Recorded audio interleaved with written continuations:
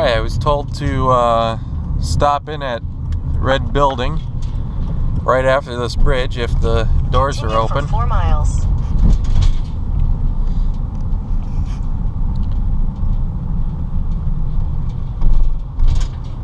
The door is open.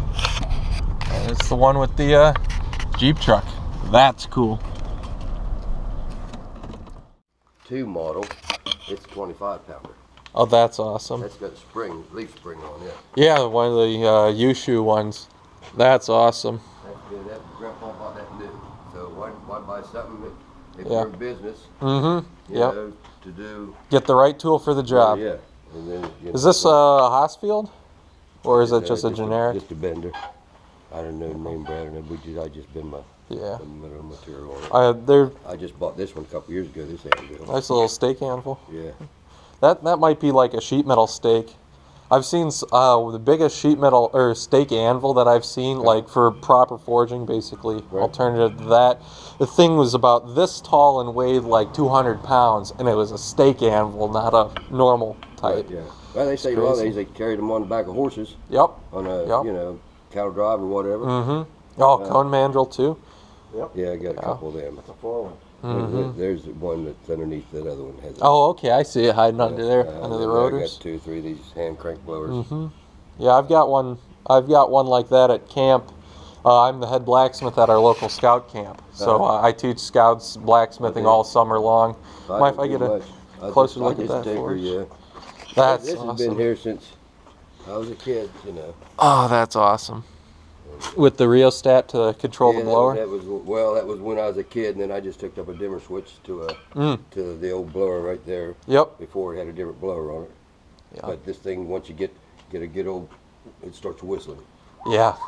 Oh, okay. From the draft? From the draft, once it starts picking up, but then it's mainly all just sulfur fumes.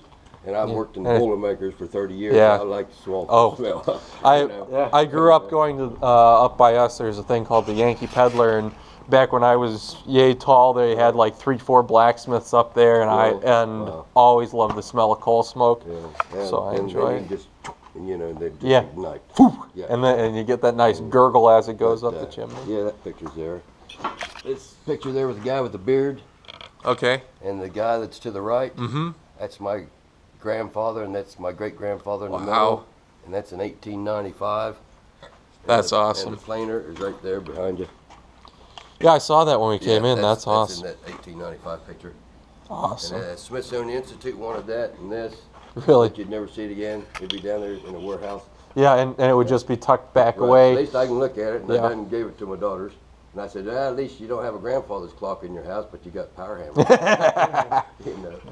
Well, they'll tick. They'll tick. This is just what I tinker with. Beautiful vise. Beautiful. We used to compress coil springs on cars. Whew. You know, one more time we had one that jumped clear through the window with us. Something.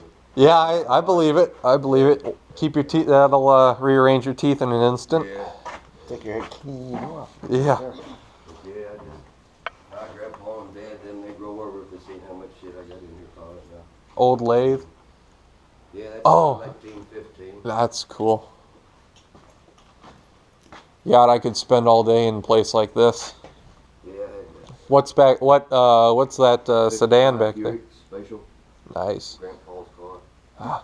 Then these were ants, buggies hanging over your head. Is that the grill from the Buick up there? That's a grill from the Buick, like on the front of this windshield on that magazine.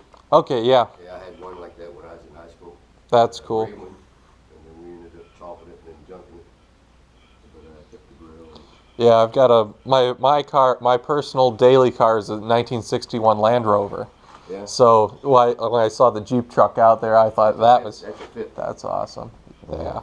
Yeah, I just bought this convertible here 2 years ago. It's a 64. And I bought 2 Edsels with it. I saw the one Edsel on the side there. That's a truck bit off the other one. Yeah. Didn't give much for them. I think I'll make a rat rod out of that one outside. Mm-hmm. I got a couple motors just stuck in. Yeah. I kind of like Edsels because they're quirky and weird. Yeah, but Rick likes that too. But you get looking at the body lines on it, and it looks like early 60 Impalas.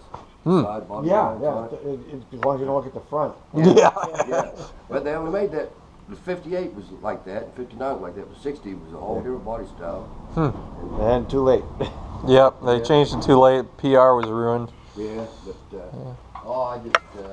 I saw. I'm trying to hook up these power hammers. I don't know whether to go with the electric motor or I can get a hit and miss or. I think the hit and miss would be the way. Would be the cool way to do I it. don't know what. Especially if you're going to do exhibitions or something. Yeah, but nobody around here wants to do nothing, you know. At 67, I see my dad put that anvil over his head. Oh wow! I got 5 more years to work out. So I bought that little one. Yeah. You know. And Yeah. He came in here, and my grandpa at 70, he could pick it up by the horn Wow. and do one arm chin ups at 70 years old. Jesus. But you know, he was born into the blacksmith trade. Mm-hmm. Didn't speak English. I'm the third generation from Switzerland. That's awesome. And, we were blacksmiths over there. But I take around, make different, you know, odds and ends. Yeah, I saw like the yard art stuff. Yeah. That's cool. I saw a couple of women the last 2 weeks ago stopped from D.C. and seen that Jeep. I've got to have a picture. And I finally enticed them in here. Yep. I said, I won't bite you, come on in. But my hair was about down like, quite as long as yours right then, you know. And they come in, then she bought one of them. They started taking pictures and all this, you know. But it's my hobby. I've been, you know, doing it since I was playing here, since I was a kid. I've got a feeling that by the time I'm your age, I'm going to have some building very much like this. Yeah. This was tore down in '48, and then my grandpa bought it and tore it down and brought it up here. It went down towards Sistersville. Okay. I don't know if it's Pennzoil or Crater State Pumping Station. I wouldn't know. But it, you know, it's all metal frame. Yep. It cost you $100,000 to build something like this now. Mm-hmm.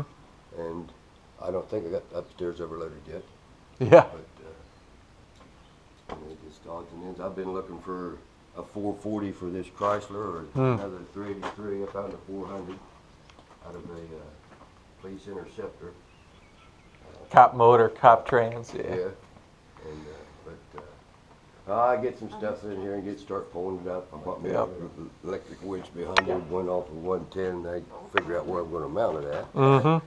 But this was a pipe thread machine or bolt thread machine. Okay. But I got a bunch of blacksmith books. Right in here. That is about 1912. Oh, that's awesome. What's the date there? Yeah, 1916. Yep. Grandpa started here in 2 and 3, but in some of these pictures it has this in there for sale, and the power hammers in there. Yeah, and they cost you $25 for the full set. Yeah, and then my grandpa started selling Buick here in 1910. We have this thing. It's back there in the back covered up. See the wheel? Oh yeah, I see it back there. Bandsaw joiner, and then back. All right. Flip a lever and it flips the belt off of one to the other. Oh, To run a okay. table saw or the joiner. Oh, that's awesome. So you Like a flat belt multi-tool. It's like one of those, like when they sell you the same kind of everything in one things nowadays. But Then you know your different type of shoes for your horses and everything, and the anvils for sale in here. You know, and just you know, right there, all that stuff you could buy. Yep. Yep. Your forge and everything. You know, blowers. Then all these blowers I got are 19.2 models. You know, right there's a little giant, and then right here's your one. This power hammer. Yep. And we had one of these. We had 2 shops here burnt down. In the teens, we had one burned down. Somebody thought it got a fire started back in the wood shop area, and they thought it was water, and it was a bucket of kerosene. Oh. And it burnt down. Wow. Just burned up a bunch of cars in here, wagons and stuff. Wow. And never have any pictures of original car, or, you know, any cars that was in here. But yeah, you know, different wrought iron work, you know, like this. Yep. I mean, amazing work. Jesus. You know. So I take around and do shepherd hooks, gates, trellises, arbors. But nobody wants to give you nothing. Yeah. They think they want to give you $15 Chinese. Yeah. You know, Yep. And you twist. I can buy it at Walmart for $5. Why can't I buy it from you for that? You can buy it from Walmart. Yeah, right. And you know, and I put a curly cube, like ½ inch. You put it out 3/8, it's going to bend with a 20-pound flower pot on it. You know, and they're hanging around. So I make them sometimes with 3 hooks on them. Yep. Balance it out pretty good. And then I make tables and chairs. and been selling them. Made the art teacher table, and then I made a table for my daughter or my sister a while back and put 2 horseshoes on the back. That was when they redid this bridge 14 years ago out front here. It had the old iron bridge. It's in the picture, and they dug clear down to the foundation, and right there was the start of where Grandpa had started throwing his coal over the bank. And it started out real narrow, and it grew to almost 4.5 foot thick of fly ash, you know, from the coal. And I found about 15 horseshoes in that we'd thrown over. And so I cleaned up one horseshoe and put it on for a foot of a table. And then I got the other, made a claw and put a, like the world, the eagle's foot on the world. Oh, that's cool. And then I did the other one with a shoe that a cobbler did for your shoe, you know, like a 4-size little one, and then another horseshoe on the back, and then used wood out of the house Grandpa or Dad was born in, and that's why I got so much wood. If I was a kid again, I'd have so many tree houses around everywhere. You know, but I got wormy chestnut and that's virgin yellow poplar. And, up at our camp. We've at the scout camp I work at. We have the largest single building made out of wormy chestnut wood in the world. Really? That's our dining hall. Yeah. I just got some 2x6s and stuff back there. There's 4 horses in the house. Then the neighbor tore down his grandpa's house the other day. Well, 3 months ago, it was all yellow poplar, 14, 17-inch wide. I got a few boards, and he scrapped the rest of it. Oh, jeez. I mean, it was 2-story, 1 boards, because it was a straight 16, 18 foot, 17-inch. One tree? Yellow. Yeah. For that one second floor and first floor. Probably all old growth, too. I had no idea what the hell Well, he had there. Yeah, he did. Oh, he did? I said, I'll give you $20 board. Hell with that. I don't want the money. I said, well, can I get a couple? And I got 8 boards. I gave him $20 for 8 boards. But I make shelving and, you know, tabletops and stuff like that out of it. And, but yeah, tell Rick I said hi, and, you know, nobody comes around much up here, you know. I see, you know, no blacksmithing people not interested in 200-year-old, you know, trade. But, you get some kids and they think welding, they don't think blacksmithing is artwork. They think it's just horseshoeing or knife making. One or the other.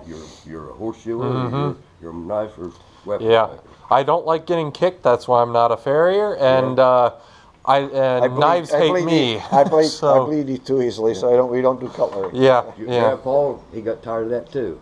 He had a harness in here. He'd pick up the horse and the ox and whatever, clear by the belly, all 4 feet hanging off the ground. Couldn't kick worth a shit, you know. And Dad said all many times he'd seen Grandpa hit that horse inside of the head with a hammer or his fist or whatever. You know? And but he finally, at one time they said he had a half a mile of team of horses backed up to be shot that one day. And Grandpa did it. You know, I don't know how many other blacksmiths, but he was the main blacksmith. His brother had a blacksmith in Reeder, and great grandpa had one in Ohio. So there's all within 30 miles of the blacksmith. So they took care of the whole. All area. in the family. And so you buy the best equipment, you know, so that's, so you're not breaking down if you're doing, you know, work every day. And he just lived across the creek. Just walk over here, didn't need, you know, no transportation. They started selling Buick in 1910. That's cool. The bank was built right on the corner where the fire department was in 1907. So him and the bank president were in cahoots together with Buick dealership. So they bring the Buicks in on the train, or he put them together here, you know. But I'd like to have an old Buick other than that 55. That's a tank. That's 8 feet long from the door jamb to the end of this taillight on this Chrysler. You know, that's the side of a car now. You know, you could park a small car in the trunk. You could probably park 2 cars in this. Somebody said, what are you going to do with the Metzels? I said, man, you put them together, have a hell of a campsite. Take the seats out of it. You can get 6 people in the trunk. You know. Hell, a drive-in car, you know, years ago. I had a teacher once. I don't remember exactly what car he had, but whenever he was talking about it, he always brought up the point that you could land a small aircraft on the hood of it. 6 feet wide, and you can't pick up the hood of a car no more. Now you don't want to lean against it because you did $800 damage sitting on the car. A lot of cars these days you can bend half the fender just poking it. I did that with my new Chevy. I said, wonder how tough this is. Went like that and got 3 knuckles bumped. I said, well, it ain't that tough. They don't build them like they used to. Don't want to get mad at it. Good. I see the press back there. You got pressing that long lathe. You see the lathe with the belt hanging down. Playing hide and go seek. Oh, over there on the side. Okay. It's probably got a 6-foot table on it. Jesus. And it hasn't been used in 30 years. Last time I used it, Dad was a mechanic, raised. Holy, that's probably a what, 48-inch swing? Well, at least we turned around drive shafts and whatever, in there. Wow, that's gorgeous. The chuck's pretty good size on the front of it there. Mm-hmm. Yeah, I see it. Then we had a 2-speed, this transmission up on top. You kick it out of gear to run the bench grinder. Not quite a 36-inch chuck. That's like probably a 28. Yeah, but as far as swing over the bed, that's probably... No, not much more than that. Yeah. It goes through almost the end of the building there. See, because usually on the chuck, if there's just enough swing that you can run it with the jaws all out. the way out. Yeah. Yeah, there's another hood lane there. Mm-hmm. That's awesome. Oh yeah, now I see the grinder there in the yep. Hook up a leaf belt there. Mm-hmm. That's awesome. Yeah, Well. that's good. Well, thank you. It's pleasure meeting you. Don't smash his fingers again. He showed me a duct tape job. Ooh. Black tape on his thumb where he smashed his finger down there. Oh. Grandpa did that once. He just got the old horse and let him out, put it on there and taped it on. His finger grew back. He didn't have no filling in it, but he still had the fingertip. Mm-hmm. That's all we used to use. Balsam or horse liniment to put on any aches and pains. And that worked. 86% alcohol. It burned it. Yeah. You know, it was good stuff. Jeez, Yep. that's a deep frying pan. Holy crap. Huh? That's a deep frying pan. Yeah, you can put a lot of eggs in that sucker. Yeah. Potatoes and a pound, about 2 pounds of bacon and stuff, and still have meat.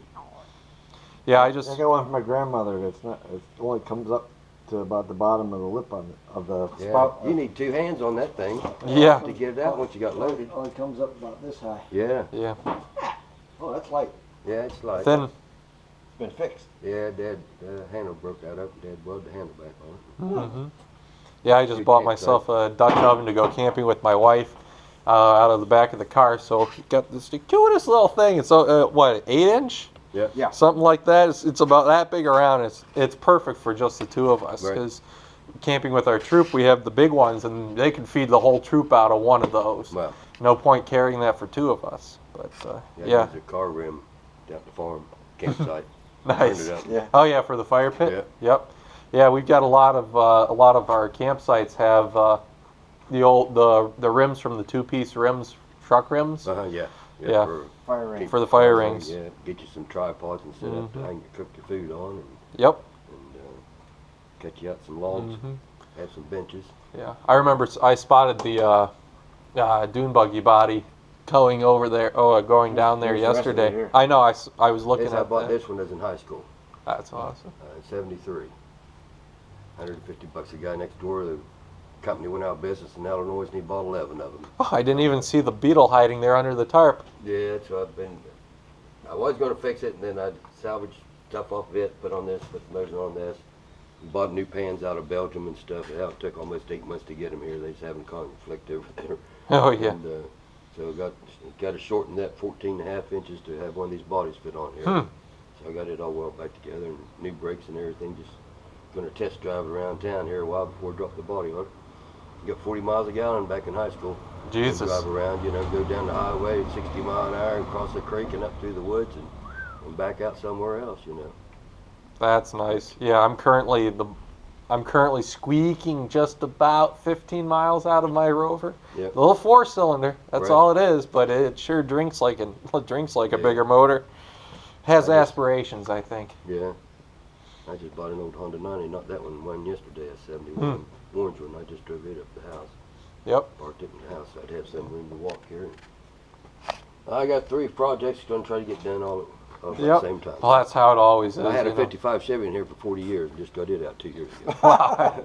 I bought it when I was 21. Yep. But I put a crate motor at 350 in it. Mhm. Now you don't need first gear. You can't shift fast enough to get the second one. Yeah. First gear is only for wound. peeling tires. Well, you can do it in third too. Yeah, what's the point? Yeah, 3.25 horse in that 55 Chevy. There's the original motor out of it, an old 265. It had 172 horse, so I doubled the horsepower. Mm-hmm. And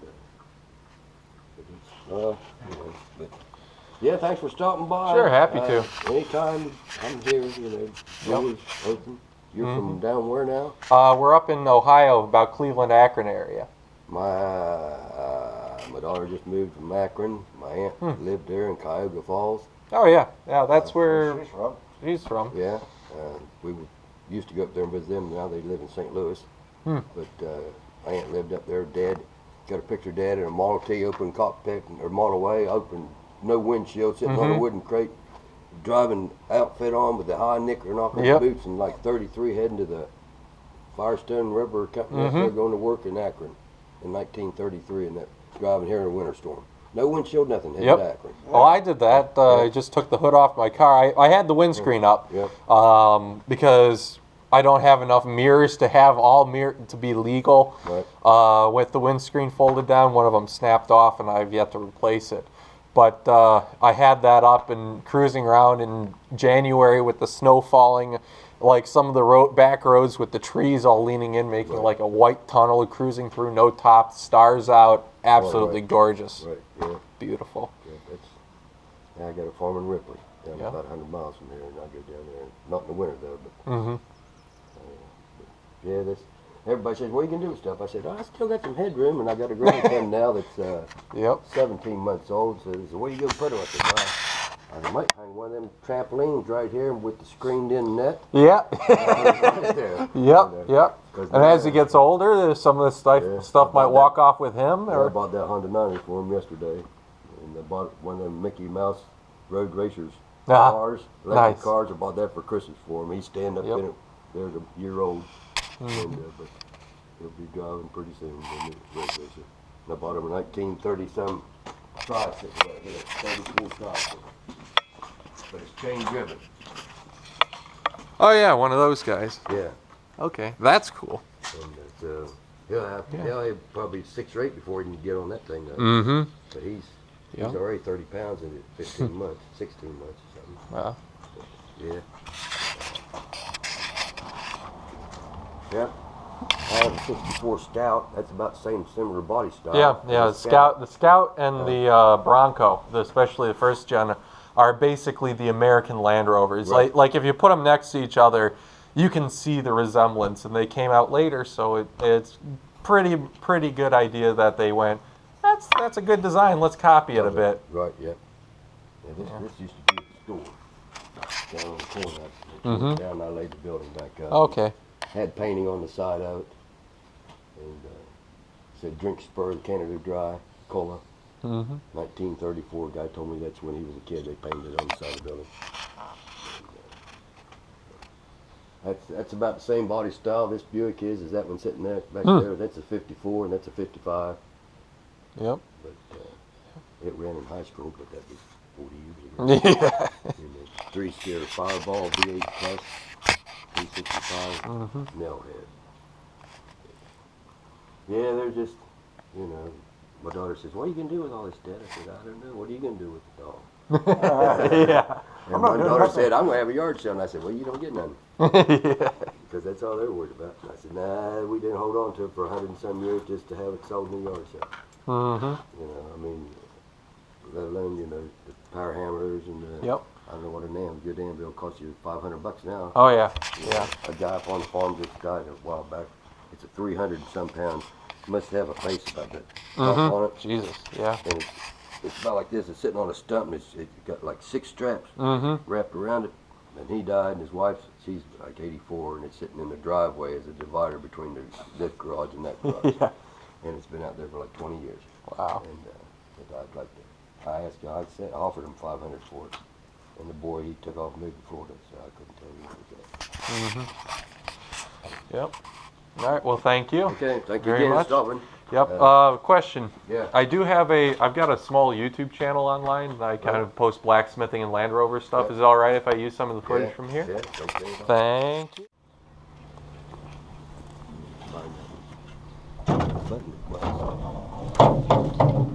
Yeah, it looks like sort of like a Go Devil. I'm a Land Rover guy. I vaguely know my Jeeps, but it looks like a Go Devil to me.